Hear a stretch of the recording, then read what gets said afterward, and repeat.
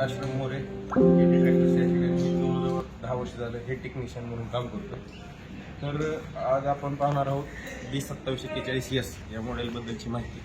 आपण बऱ्याच वेळेस असं पाहण्यात आलं आपल्या की कस्टमरला पूर्ण माहिती नसल्यामुळे बरेच काही प्रॉब्लेम येतात.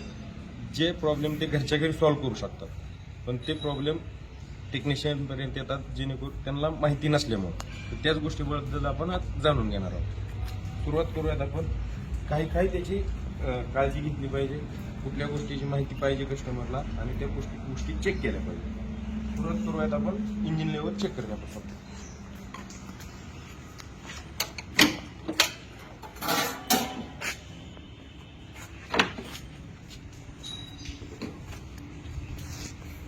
हा इंजिन ऑइलचा गेज आहे. या गेजवरती तुम्हाला मिनिमम आणि मॅक्झिमम 2 लेवल दिसतील.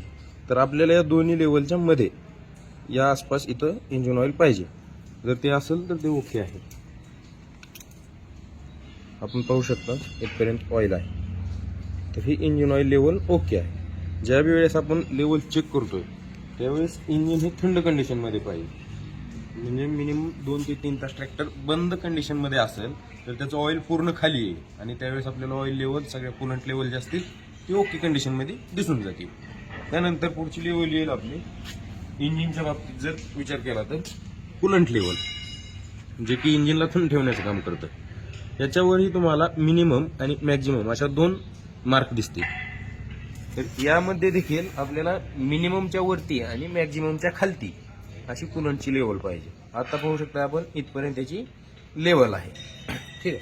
त्याच्यानंतर आपण जाऊयात फ्रंट ॲक्सेलकडे. फ्रंट ॲक्सेललाही ऑइल असतं. ट्रॅक्टर आपला 4 व्हील ड्राईव्ह आहे, त्यामध्ये ऑइल असतं. आणि याच्यात फक्त तुम्हाला मिनिमम मॅक्झिममची लेवल थोडी वेगळ्या पद्धतीने बघावी लागेल. याची मिनिमम लेवल जे आहे त्याचं खालच्याकडचं टोक आहे आणि मॅक्झिमम आहे इथे याला मार्क आहे. या दोन्ही लेवल अशा आहेत की याला मिनिममची लेवल तुम्हाला अशी मार्क म्हणून दिसणार नाही. याची लेवल चेक करताना आपल्याला एक करायचं आहे, याच्या कमीत कमी खालच्या टोकाला ऑइल लागलं पाहिजे आणि जास्तीत जास्त या वरच्या मार्कच्या मध्ये. या दोन्हीच्या मध्ये असेल तर ती लेवल ओके आहे.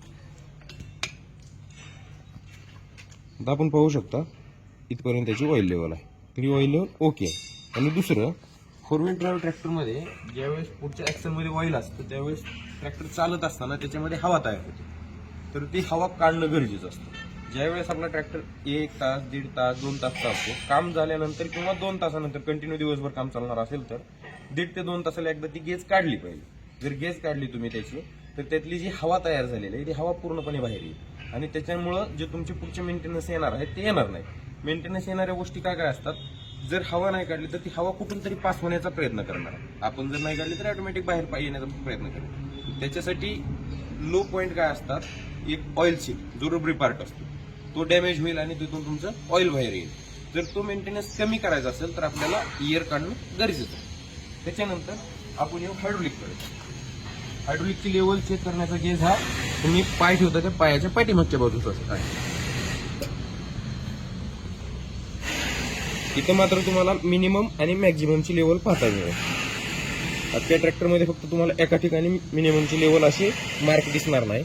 याच्यात पण तुम्हाला मिनिमम आणि मॅक्झिममच्या मध्ये लेवल ठेवायचे आहे. आता पाहू शकतो आपण आपल्याला ऑइल इथपर्यंत दिसते, म्हणजे मिडलला दिसते, तर ही ऑइल लेवल करेक्ट आहे.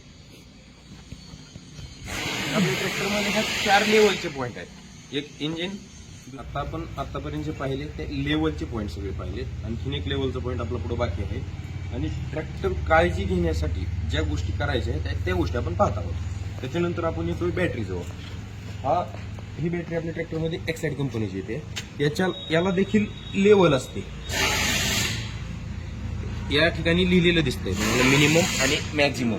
तर या दोन्ही लाईनच्या मध्ये बॅटरीची लेवल चेक करणं गरजेचं आहे. त्याच्यानंतर बॅटरीच्या बाबतीत जर काळजी घ्यायची म्हटलं तर तुम्ही ज्यावेळेस जास्त दिवस ट्रॅक्टर आपला उभा राहणार आहे त्यावेळेस निगेटिव्ह केबल काढून ठेवली पाहिजे. जर तुम्ही काढून ठेवली तर तुमची बॅटरीचं लाईफ वाढेल आणि बॅटरी डिस्चार्ज होणार नाही. आता याच्यानंतर आणखीन काही गोष्टी अशा आहेत की ज्या आपण रेग्युलरली चेक केल्या पाहिजे, त्या आपण गोष्टी चेक पाहणार आहोत. हा आहे ट्रॅक्टरचा एअर फिल्टर. म्हणजे जेणे याचं काम काय, इंजिनला शुद्ध हवा पोच करण्याचं काम आहे. हा आपण पाहू शकतो, हा आहे एअर फिल्टर. तर ज्यावेळेस ट्रॅक्टर चालतो त्यावेळेस याच्यात धूळ जमा होते. ती धूळ जमा झालेली काढण्यासाठी आपण थोडं नॉर्मली हातावर आपण साफ करू शकतो. जर जास्त घाण असेल तर एअर फिल्टरच्या आतील बाजूस हवा मारून आपण त्याची घाण बाहेर काढली पाहिजे. वरून जर हवा मारली तर आतली जी वरची बाजूची हवा आहे, ती धूळ आहे, ती आतल्या बाजूला जाईल. त्याच्यामुळे काय होईल, तुम्ही जी काढण्याचा प्रयत्न करताय ती धूळ निघणार नाही. तर कधीही एअर फिल्टर साफ करताना आतून बाहेर हवा मारली पाहिजे. एअर फिल्टर बसवताना काळजी घ्यायची, आतला जो इनर आहे तो कधी काढायचा नाही, आउटरच फक्त आपल्याला साफ करायचा. बसवताना ज्या बाजूला ही बाजू येईल तो बाजू आत जाईल, या पद्धतीने बसेल. याच्यामध्ये काळजी एकाच गोष्टीची घ्यायची, ही समोरची जी कॅप आहे त्याला टॉप लिहिलेला आहे. टॉप ही बाजू वरती आली पाहिजे आणि ही बाजू खालती आली पाहिजे.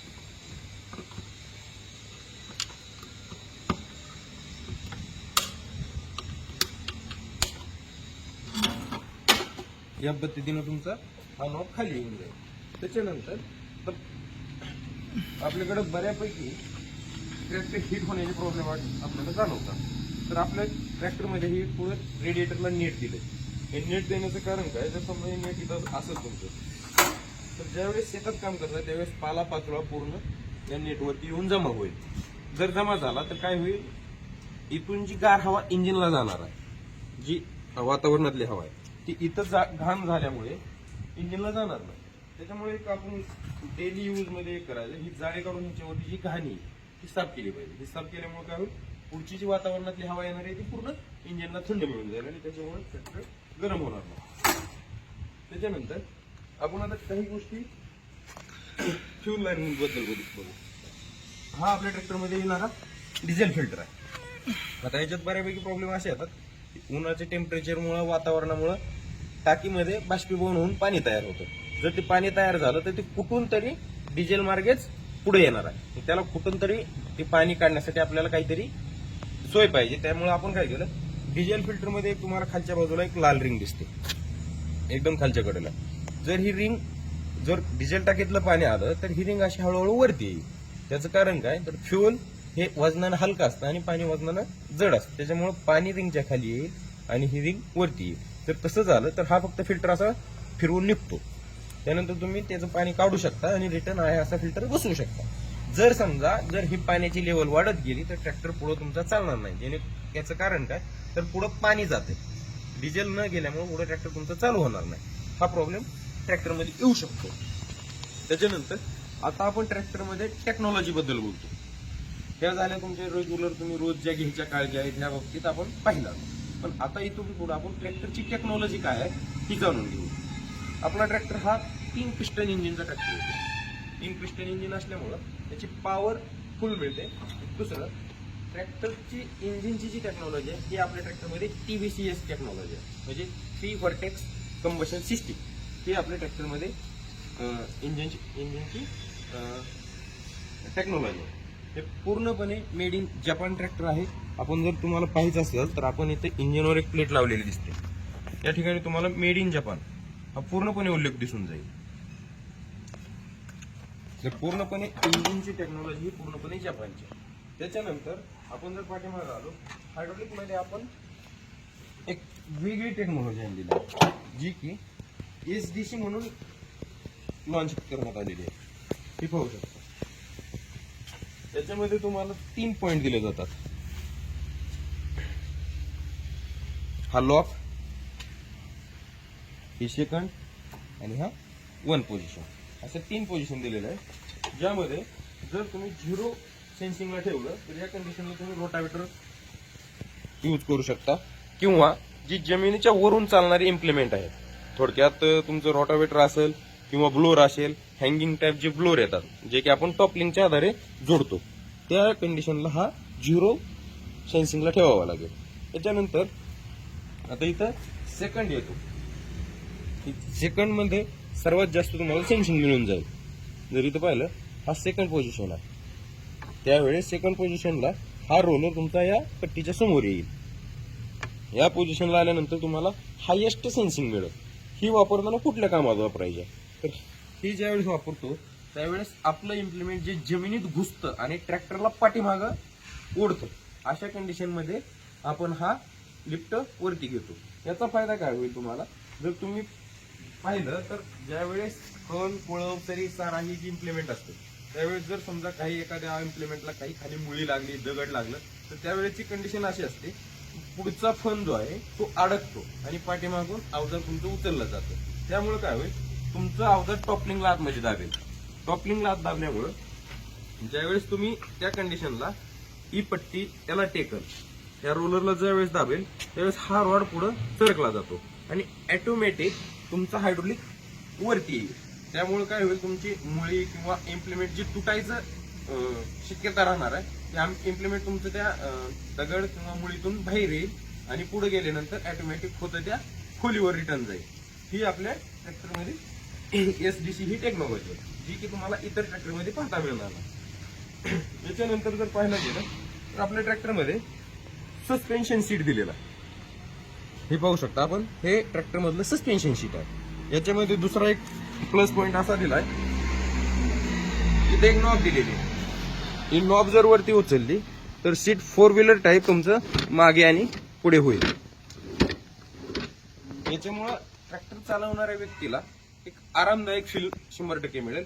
त्याच्यानंतर जर पुढे पाहायला गेलं तर या ठिकाणी हायड्रोलिक लॉक हा नॉब दिलेला आहे.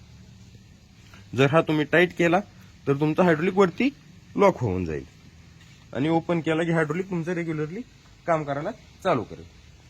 त्याच्यानंतर इतर ट्रॅक्टरमध्येही बऱ्यापैकी PC आणि DC लिव्हर दिलेला असतो.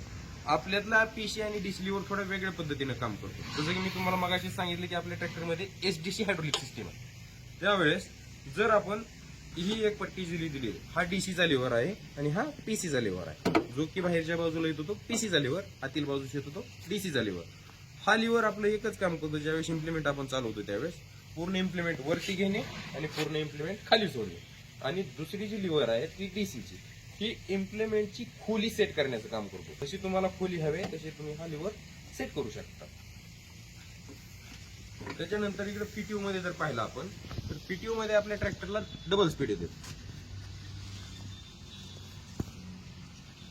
एक येतो 540 PTO RPM आणि दुसरा येतो 750 PTO RPM. 540 PTO RPM हा आपण रनिंग इम्प्लिमेंट जे आहेत, म्हणजे ट्रॅक्टर चालत असताना जे चालवायची इम्प्लिमेंट आहे त्या कंडिशनला वापरतो. उदाहरणार्थ ब्लोअर, फवारणी यंत्र असेल तर आपलं ट्रॅक्टर रनिंग मध्ये असतं त्यावेळेस, आणि त्यावेळेस PTO यूज केला जातो.